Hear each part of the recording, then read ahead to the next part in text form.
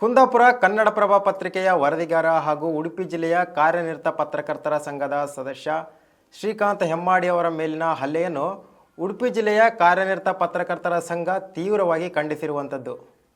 ಕುಂದಾಪುರ ಸರ್ಕಾರಿ ಆಸ್ಪತ್ರೆಯ ವರದಿಗೆ ಸಂಬಂಧಿಸಿದಂತೆ ಆಸ್ಪತ್ರೆಯ ವೈದ್ಯಾಧಿಕಾರಿಯಾಗಿದ್ದ ಡಾಕ್ಟರ್ ಮಹೇಂದ್ರ ಶೆಟ್ಟಿ ಅವರು ಪತ್ರಕರ್ತ ಶ್ರೀಕಾಂತ್ ಹೆಮ್ಮಾಡಿ ಅವರ ಮೇಲೆ ಏಕಾಏಕಿ ಹಲ್ಲೆ ನಡೆಸಿದ್ದಾರೆ ಎಂದು ಸಂಘ ಆರೋಪಿಸಿದೆ. ಪತ್ರಕರ್ತರ ಕರ್ತವ್ಯಕ್ಕೆ ಅಡ್ಡಿಪಡಿಸುವ ಹಾಗೂ ಹಲ್ಲೆ ನಡೆಸುವ ಘಟನೆಗಳನ್ನು ಯಾವುದೇ ಕಾರಣಕ್ಕೂ ಸಹಿಸಲಾಗದು ಎಂದು ಸಂಘ ಈ ಮೂಲಕ ತಿಳಿಸಿದೆ. ಈ ಪ್ರಕರಣವನ್ನು ಉಡುಪಿ ಜಿಲ್ಲಾ ಪೊಲೀಸ್ ಇಲಾಖೆ ಗಂಭೀರವಾಗಿ ಪರಿಗಣಿಸಿ ಘಟನೆಗೆ ಸಂಬಂಧಿಸಿದ ಆರೋಪಿಯ ವಿರುದ್ಧ ಕಠಿಣ ಕಾನೂನು ಕ್ರಮ ಕೈಗೊಳ್ಳಬೇಕು ಎಂದು ಉಡುಪಿ ಜಿಲ್ಲಾ ಕಾರ್ಯನಿರತ ಪತ್ರಕರ್ತರ ಸಂಘದ ಜಿಲ್ಲಾಧ್ಯಕ್ಷ ಸುಬ್ರಹ್ಮಣ್ಯ ಜಿ ಕುರಿಯ, ಸಂಘದ ಅಧ್ಯಕ್ಷ ನಾಗರಾಜ್ ರಾಯಪ್ಪನಮಠ ಪ್ರಕಟಣೆಯಲ್ಲಿ ಆಗ್ರಹಿಸಿದ್ದಾರೆ.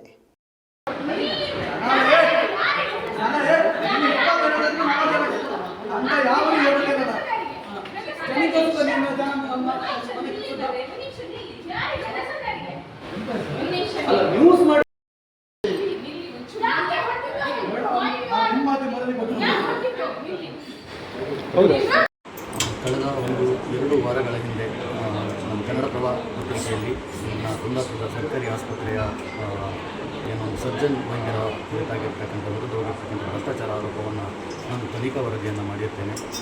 ಆ ಬಳಿಕ ವರದಿ ಪ್ರಕಟವಾದ ಬಳಿಕ ಏನು ಸರ್ಜನ್ ವೈದ್ಯ ಏನಿದ್ದಾರೆ ಅವರು ಸೋಷಿಯಲ್ ಮೀಡಿಯಾದಲ್ಲಿ ನನ್ನ ಬಗ್ಗೆ ವಾಚಾಮಗೋಚರವಾಗಿ ಇಲ್ಲ ಸಲ್ಲದ ಆರೋಪಗಳನ್ನು ಬರೆದಿದ್ದಾರೆ ಮತ್ತು ನನಗೆ ಜೀವ